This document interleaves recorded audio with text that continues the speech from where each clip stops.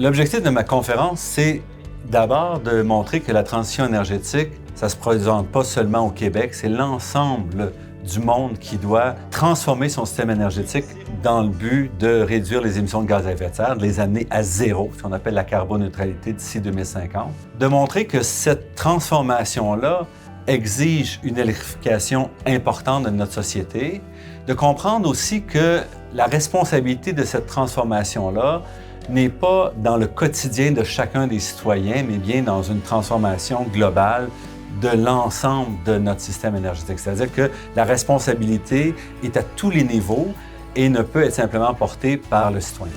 Le premier point de la transition énergétique, c'est qu'elle implique une transformation importante de notre rapport à l'énergie. Ensuite, que cette transition-là ne peut pas se faire simplement par de l'efficacité énergétique.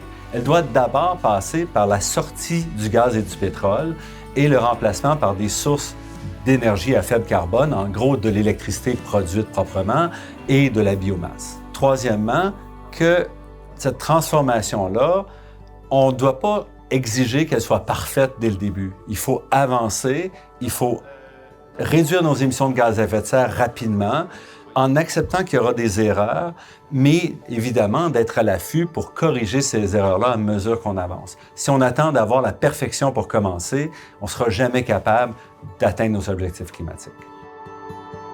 Un forum comme celui d'aujourd'hui est essentiel. Il permet aux citoyens d'échanger et de construire vraiment, si on veut, une compréhension globale, à la fois du côté des élus, du côté des gens qui participent et du côté des parties prenantes autour.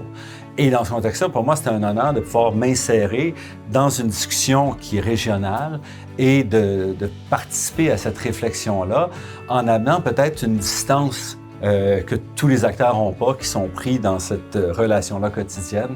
Je pense que ça permet peut-être d'enrichir un peu le débat. La réflexion aujourd'hui dans la région est très centrée autour de l'éolienne, d'un parc éolien. Je pense qu'il est important de prendre un pas de recul et de comprendre que ça s'insère dans une transformation beaucoup plus grande. Et peu importe ce qui arrive avec ce parc éolien-là, la région, les citoyens, les communautés, les élus devront agir sous autres aspects pour atteindre les objectifs climatiques. Donc, il ne faut pas perdre de vue l'occasion de ces rencontres-là, je pense, pour élargir un peu le débat également.